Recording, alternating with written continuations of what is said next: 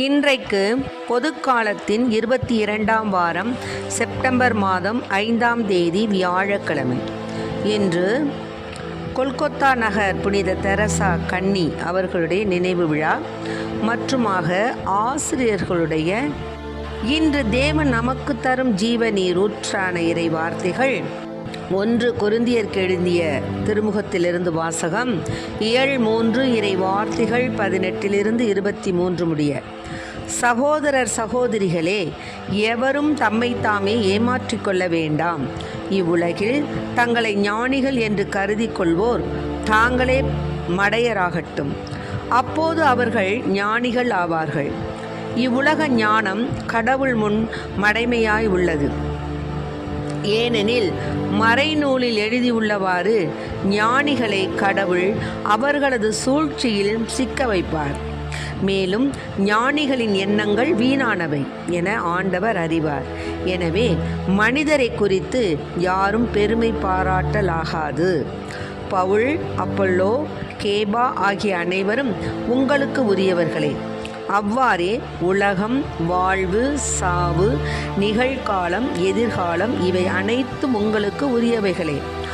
ஆனால் நீங்கள் கிறிஸ்துவுக்கு உரியவர்கள், கிறிஸ்து கடவுளுக்குரியவர்.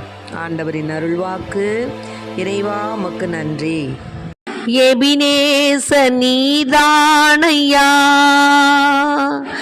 இதுவரை உதவி நீரே. எல்ரோயி எல்ரோயி என்னையும் கண்டீரே, எப்படி நான் நன்றி சொல்வேன். நன்றி நன்றி ஐயா, கோடி கோடி நன்றி ஐயா. நன்றி நன்றி ஐயா, கோடி கோடி நன்றி ஐயா. மறவாமல் நினைத்தீரையா, மனதார நன்றி சொல்வேன். இரவும் பகலும் என்னை நினைந்து இதுவரை நடத்தினீரே. நன்றி நன்றி ஐயா, கோடி கோடி நன்றி ஐயா. தடைகளை உடைத்தீரையா, தள்ளாட விடவில்லையே. தடைகளை உடைத்தீரையா, தள்ளாட விடவில்லையே.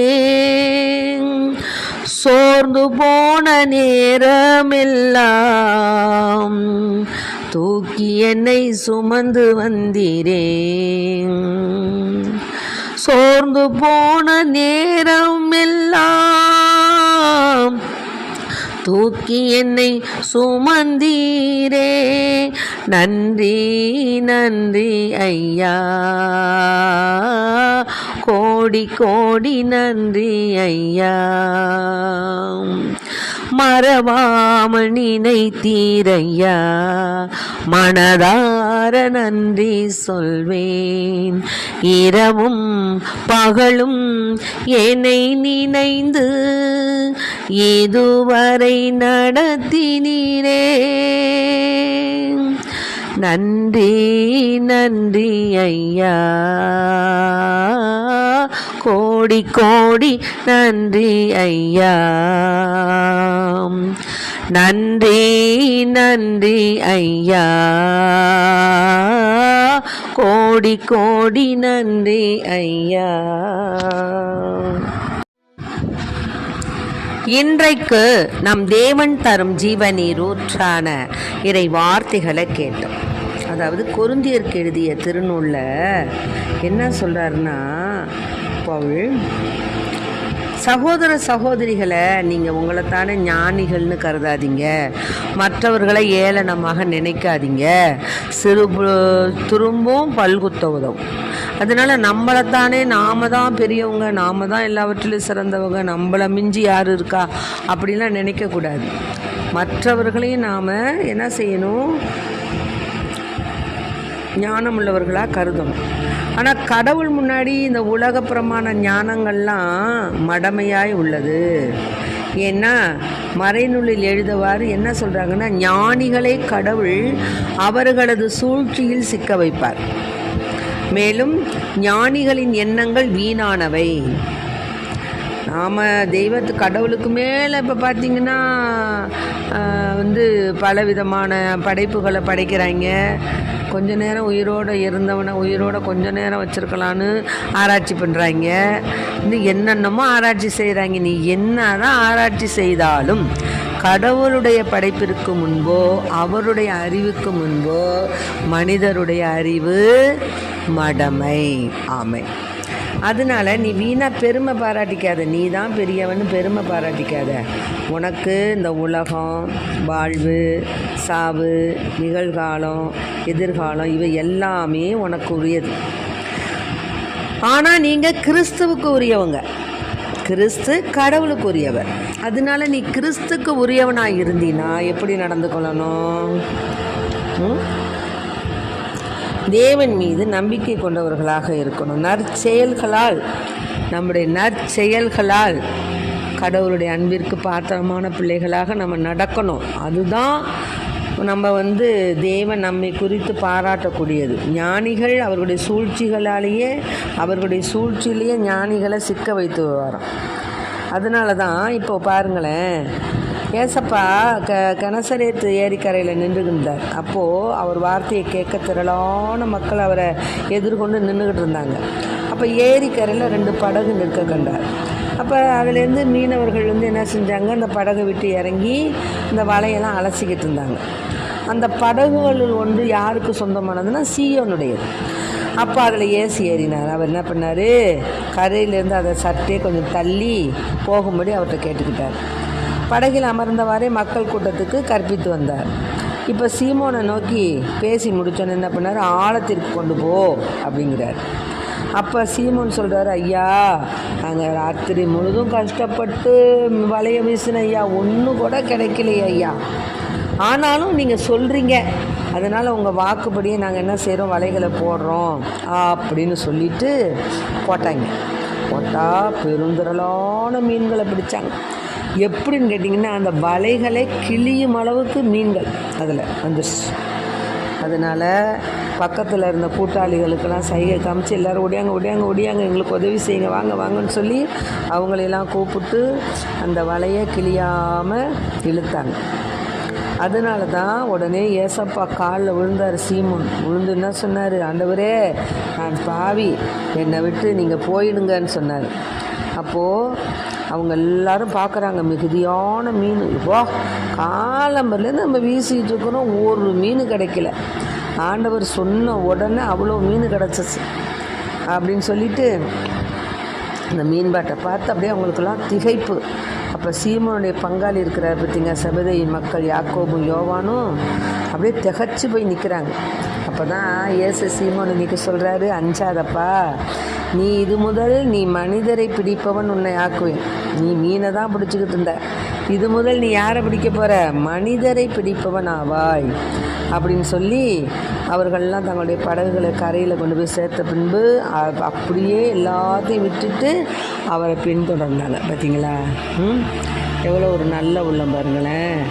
வெறுமனை வலையை வீசி ஒன்றுமே கிடைக்காத நிலையில் கூப்பிட்டுருந்தா கூட அவங்க வந்தாங்கன்னா கூட சரிங்களாம். ஆனால் இப்போ அவ்வளோ மீன் கிடைச்சோம்.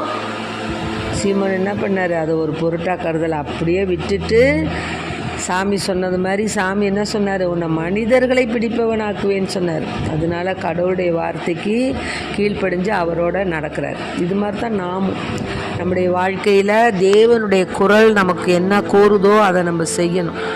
அதை விட்டுட்டு நம்ம பாட்டுக்கு வேறு எதையாவது நம்ம செஞ்சோம்னா சரியாக வராது.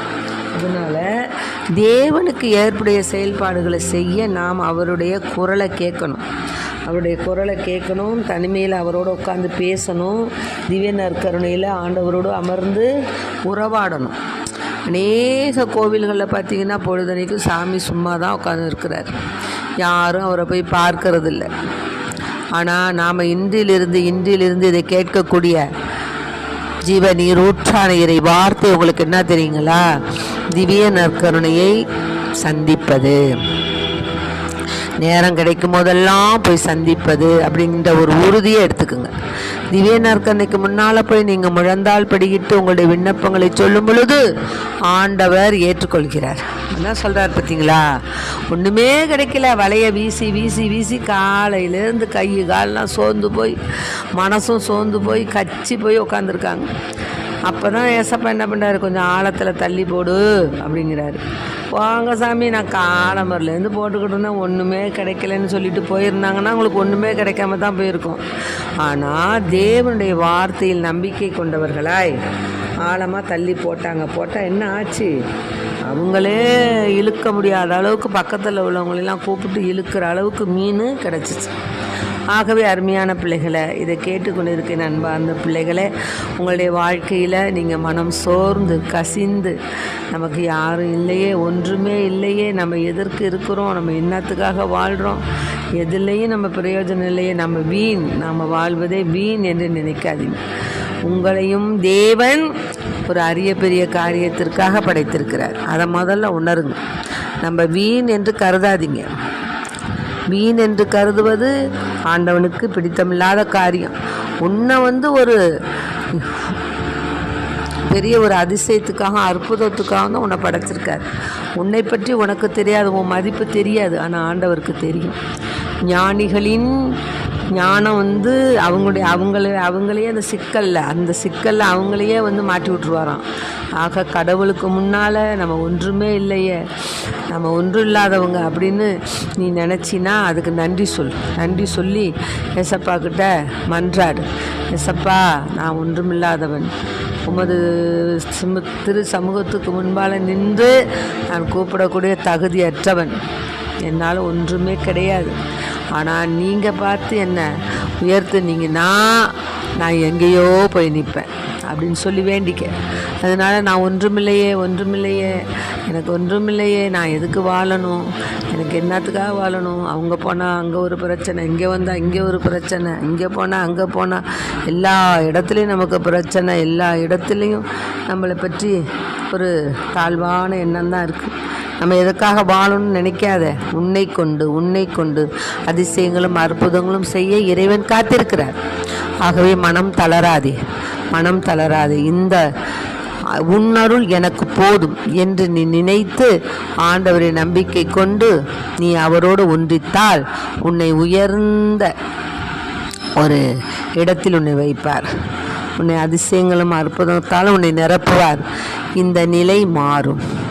ஆகவே அன்பு பிள்ளைகளே, நீங்கள் வாழ்நாட்களில் சோர்ந்து போகாதீர்கள், மனதை தளர விடாதீர்கள், தாழ்வு மனப்பான்மைக்கு போகாதீர்கள், நாம் எதற்காக வாழ வேண்டும் என்று நினைக்காதீர்கள், சிந்திக்காதீர்கள். நீங்கள் வாழ வேண்டும் என்பதுதான் ஆண்டவருடைய விருப்பம். உங்களை கொண்டு அநேக அற்புதங்களும் அதிசயங்களும் செய்வதுதான் ஆண்டவருடைய திருச்சித்தம். ஆகவே அந்த திரு சித்தத்திற்கு கீழ்ப்படிந்து பொறுமையுடன் நடக்க இறைவனிடம் மன்றாடுங்கள். ஆமென். இயேசுவுக்கு புகழ், இயேசுவுக்கு நன்றி. இயேசுவின் ரத்தம் எங்கள் ஜெயம். மரியே வாழ்க.